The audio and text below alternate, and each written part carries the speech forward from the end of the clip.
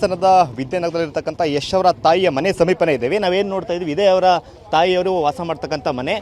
ಏನು ಕೇಸ್ ನಡೀತಾ ಇತ್ತು ಲಿಟಿಗೇಷನ್ ಸಂಬಂಧಪಟ್ಟಂಗೆ ಒಂದು ಬೋರ್ಡನ್ನು ಕೂಡ ಹಾಕಲಾಗಿದೆ. ಮನೆಯ ಸಮೀಪ ಇರತಕ್ಕಂಥ 5 ಗುಂಟೆ ಜಾಗವನ್ನು ಒತ್ತುವರಿ ಮಾಡಿಕೊಂಡು ಕಾಂಪೌಂಡ್ನ ನಿರ್ಮಾಣ ಮಾಡಲಾಗಿದೆ ಅಂತಕ್ಕಂಥ ಆರೋಪವನ್ನು ಈ ಒಂದು ಲ್ಯಾಂಡ್ನ GPA ಹೋಲ್ಡರ್ ಅಂದರೆ ಇದು ಮೂಲ ಮಾಲೀಕರು ಬಂದು ಲಕ್ಷ್ಮಮ್ಮ ಅಂತೇಳಿ, ಇದು ಸತ್ಯಮಂಗಲ ಗ್ರಾಮ ಪಂಚಾಯತಿ ವ್ಯಾಪ್ತಿಗೆ ಬರ್ತಕ್ಕಂಥ ಸರ್ವೆ ನಂಬರ್ 90ರ ಒಂದು ಪ್ರದೇಶ. ಇದು ನಾವು ನೋಡ್ತಾ ಇದ್ದೀವಿ, ಬೆಳಗ್ಗೆ JCB ತಂದು ಕೋರ್ಟ್ ಆದೇಶ ಇದೆ ಅಂತೇಳಿ ಕಂಪ್ಲೀಟ್ ಆಗಿ ಒಂದು ಏರಿಯಾದ ಕಾಂಪೌಂಡನ್ನು ಕೆಡವಲಾಗಿದೆ. ಸೊ ಇದೇ ಪ್ರಾಪರ್ಟಿ ಈಗ ಡಿಸ್ಪ್ಯೂಟ್ ಇರ್ತಕ್ಕಂಥದ್ದು. ಸೊ ಇದು ಸರ್ವೆ ನಂಬರ್ 90ರ ಪ್ರಾಪರ್ಟಿ. ಇದು ಅವರ ಪಕ್ಕಕ್ಕೆ ಯಶ್ ಅವರ ತಾಯಿ ಮನೆ ಇರ್ತಕ್ಕಂಥ ಏನು ಕಾಣ್ತದೆ, ಅದೇ ಅವರ ತಾಯಿ ಮನೆ. ತಂದೆ ಮತ್ತು ತಾಯಿ ಇಲ್ಲೇ ವಾಸ ಮಾಡ್ತಾರೆ. ಹಾಸನಕ್ಕೆ ಬಂದಾಗೆಲ್ಲ ಅವ್ರು ಇಲ್ಲೇ ಉಳ್ಕೊಳ್ತಕ್ಕಂಥದ್ದು.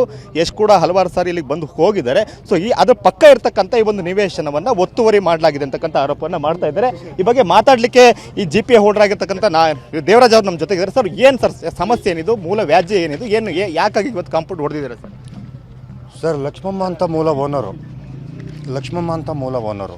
ಅವ್ರಿಗೆ ವಯಸ್ಸಾಗಿದೆ. ಅವರು ಮೈಸೂರಿನಲ್ಲಿದ್ದಾರೆ. ಅವರು ನನ್ನನ್ನು GPA ಹೋಲ್ಡರಾಗಿ ಮಾಡಿದರು. GPA ಹೋಲ್ಡರಾಗಿ ಮಾಡಿದಾಗ ಈ ಮನೆ ಇತ್ತು, ಖಾಲಿ ಜಾಗನೂ ಇತ್ತು. 2020ರಲ್ಲಿ ನನಗೆ ಮೈಸೂರಿನಲ್ಲಿ ಸಬ್ ರಿಜಿಸ್ಟ್ರ್ ಆಫೀಸ್ನಲ್ಲಿ ರಿಜಿಸ್ಟರ್ಡ್ GPA ಹೋಲ್ಡರ್ ಮಾಡಿದ್ದಾರೆ. ಇವರು ಕಾಂಪೌಂಡ್ ಹಾಕೋಕ್ಕೆ ಪ್ರಯತ್ನಪಟ್ಟ ಇವರು ಕೆಲಸ ಶುರು ಮಾಡಿದಾಗ ನಾನು ಬಂದು ಇದನ್ನು ತಡೆದೆ. ಯಾತಕ್ಕೆ ನಮ್ಮ ಜಾಗಕ್ಕೆ ನೀವು ಆಗ್ತಾಯಿದ್ದೀರಿ ಅಂತ ಅಂದ್ಬಿಟ್ಟು, ನಿಮ್ಮ ಜಾಗ ಏನಿದೆ ಅಂತ ಅಂದ್ಬಿಟ್ಟು ನಮಗೆ ದಾಖಲೆ ತೋರಿಸಿ ಅಂತ ಅಂದಾಗ ನಾನು ಯಶ್ ಅವ್ರ ತಾಯಿಗೂ ಕೆಲವು ಕಾಪಿಗಳನ್ನ ವಾಟ್ಸಪ್ ಹಾಕಿದೆ. ತದಾದ ನಂತರ ನಾನು ಬಡವಣೆ ಪೊಲೀಸ್ ಸ್ಟೇಷನ್ಗೆ ಹೋಗಿ ಕಂಪ್ಲೇಂಟ್ ಕೊಟ್ಟೆ ಸರ್.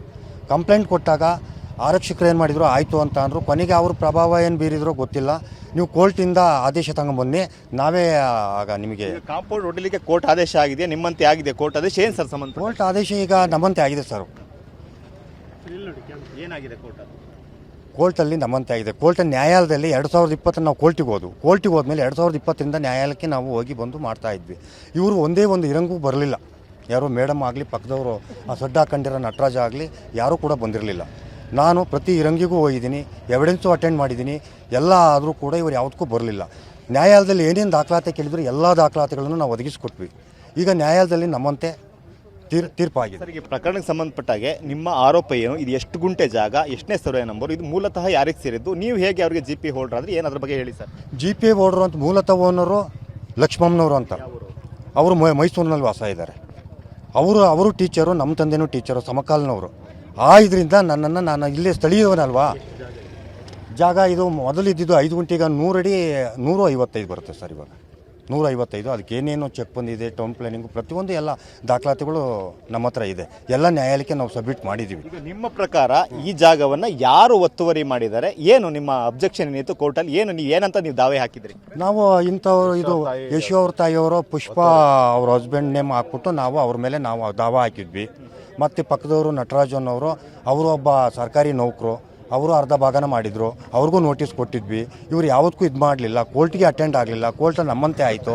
ಆದಮೇಲೆ ಕೊನೆಗೆ ನಾವು ಈ ನೋಟಿಸ್ ಅಂಟಿಸ್ತು, ಕೋರ್ಟ್ ಆದೇಶನ ಕಾಂಪೌಂಡಿಗೆಲ್ಲ ಅಂಟಿಸಿದ ನಂತರ ತದಾದ ನಂತರ ನಾವು ಮಾನವೀಯತೆ ದೃಷ್ಟಿಯಿಂದ ನೋಡೋಣ ಕೂತು ಬಗೆಹರಿಸ್ಕೋಬೋದಾ ಅಂತ ಅಂದ್ಬಿಟ್ಟು ಒಂದು ಮೀಟಿಂಗು ಅರೇಂಜ್ ಮಾಡಿದ್ರು. ಮೀಟಿಂಗಿಗೆ ಬರ್ತೀವಿ ಅಂದರು, ಬರಲಿಲ್ಲ. ಅವರು ವಕೀಲರ ಆಫೀಸಿಗೆ ಕರೆದಿದ್ವಿ, ಬರಲಿಲ್ಲ. ಅವರು ಬರಲಿಲ್ಲ. ನಟರಾಜ್ ಅವ್ರು ಬಂದಿದ್ದರು, ಇವ್ರು ಬರಲಿಲ್ಲ. ಇಷ್ಟಾಗಿದೆ ಸರ್. ಈಗ ನಮ್ಮ ಜಾಗನ ನಾವು ಕ್ಲೀನ್ ಮಾಡ್ಕೊತಾ ಇದ್ದೀವಿ. ಅದರಿಂದ ನಮಗೆ ನ್ಯಾಯಯುತವಾಗಿ ನಮಗೆ ಸೇರಬೇಕಾದ ಜಾಗ ನಮಗೆ ಸೇರಬೇಕು. ನಮಗೆ ಒಂದು ಸರ್ಕಾರದಿಂದ ಆಗಲಿ, ನಿಮ್ಮಂಥ ಸೋಷಿಯಲ್ ಮೀಡಿಯಾದಿಂದ ಆಗಲಿ ನಮಗೆ ಒಂದು ಬೆಂಬಲ ಬೇಕು, ಸಪೋರ್ಟ್ ಕೊಡಬೇಕು.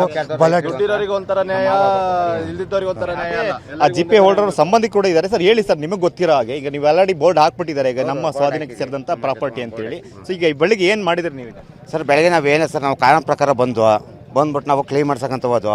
ಅವ್ರ ಕಡೆ ಲಾಯರ್ ಬಂದ್ಬಿಟ್ಟು ಬೇಡ ಅಂತೇಳ್ಬಿಟ್ಟು ನಮಗೆ ಅಡ್ಡಿ ಮಾಡಿರು. ಆಯ್ತು, ನಾವೊಬ್ಬರು ರೈತರು ನಮಗೆ ನ್ಯಾಯ ಕೊಡಿಸಿ ಅಷ್ಟೇ ನಾವು ಕೇಳ್ತಾ ಇರೋದು, ಏನಿಲ್ಲ. ಹಾಗೆ ಈ ಪ್ರಾಪರ್ಟಿನ ತೋರಿಸ್ತಾ ಹೋಗ್ತೀನಿ ಮತ್ತೆ.